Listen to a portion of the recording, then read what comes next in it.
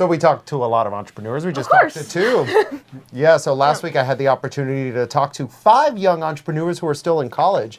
According to Forbes, college is the best time to become an entrepreneur. Whoa, I missed the boat on that, Julia. Didn't I? Yeah, well, we both did. I don't necessarily agree with that. First, for my sake, because I'm not in college ready anymore. to start a business Yeah, at that but age. Yeah. secondly, I read a lot of research on this, and what I found was the best time to become an entrepreneur with the best chance to succeed is actually in your early 40s. Which is way ahead of us.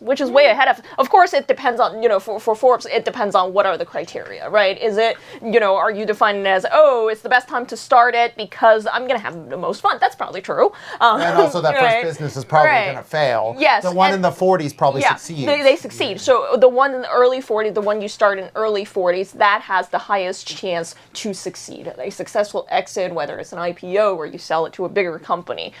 So I would tend to think, no. College is not the best time to start a business, although but I it's wouldn't. a time to start learning those concepts. Yes, exactly. I think it's a really good time to start learning the concepts. So anyway, enough of this spirited debate. Our final guest is the author of The Modern Guide to College, and he's the president of Southeastern University. Let's welcome Kent Ingle. How are you? Hey. Well, great to be with you today. Thank you. I am from Central Florida, so yes, right down the road from where you are. Yeah, Lakeland, Florida, Yes, correct? Lakeland, Florida. All right, Yeah. We're a young show. I'm gonna call you by Kent. Kent, that's that's- okay. that's All right, fine. not I mean, not president. What? Yeah. All right. President, doctor, never mind all that. Do you think college students should be considering entrepreneurship while they're still in school? Oh, sure. I think first and foremost, students need to be very intentional at self-discovery, self-awareness. What are the things that they're gifted and passionate about? And then go after the right kind of education that fuels that passion. So if that's some entrepreneurial opportunities and activities that will fuel a way that they can make a contribution, go for it. It's all about education, not necessarily college degrees.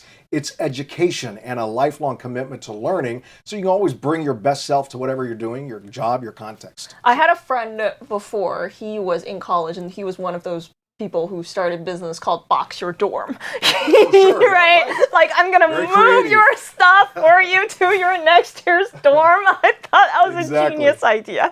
Yeah. So tell us about the book. Yeah, I wrote the book to be an empowering tool or a resource for families, parents, students to navigate every aspect of the college journey. So it talks about how do you choose a career? What's the best career for you? Then how do you choose the right education for that career? Then how do you choose the right college? And then it literally gives you a step-by-step guide from application to how do you secure grants and scholarships? How do you study? How do you make good grades? How do you graduate on time? And then I think the most important thing that it gives you a step-by-step process. How do you land that first job? Yeah. Which is the hardest one. hardest to one. Exactly. Yeah. So what do you guys do at Southeastern University to make sure that your graduates are ready for the real world? Oh, we try to provide accessible education that is at different levels. So if they need an apprentice program to come right alongside that particular education that they're learning in the classroom, we try to provide that. We provide internships.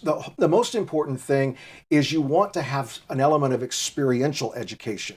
So we're very committed at Southeastern University to provide that experiential education so that it actually will help to build their resume. What they're learning in theory, they've actually been able to get out into the field, taste it, smell it, feel it, be a part of that in a way that, man, when they hit that workforce, they're going to be ready to know exactly some things they need to do. Ken, I have to ask you, nowadays, just about more people are going to college than ever. I believe, that's Absolutely. the stats, right? So in a way, a lot of people tell me college degree is a necessity these days. Used to be for a job, okay, they just require any kind of college degree. And now it's like, oh, you need to graduate from certain major. You need to have certain, internships. So the bar is getting higher.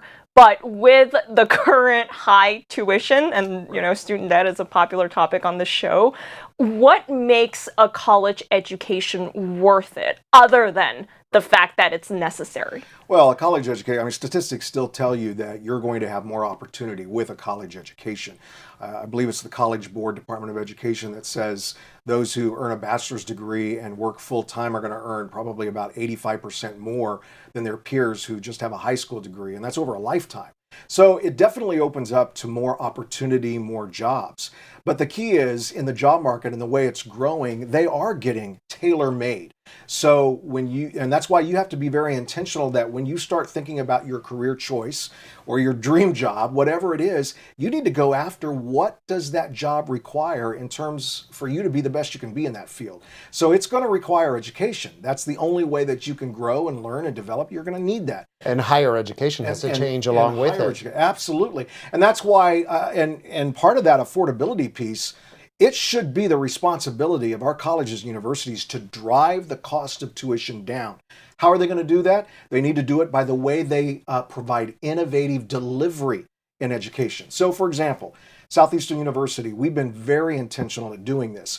One of the ways that we're providing innovative delivery is we're creating extension campuses around the nation, going into communities, finding out what are some of the educational needs, and actually offering degrees that fit that context. We partner with local organizations, businesses, and so you're educating them for their local for that workforce. particular context. Okay, that makes a lot of sense. And we're able to reduce the cost. You may get a degree there in business leadership.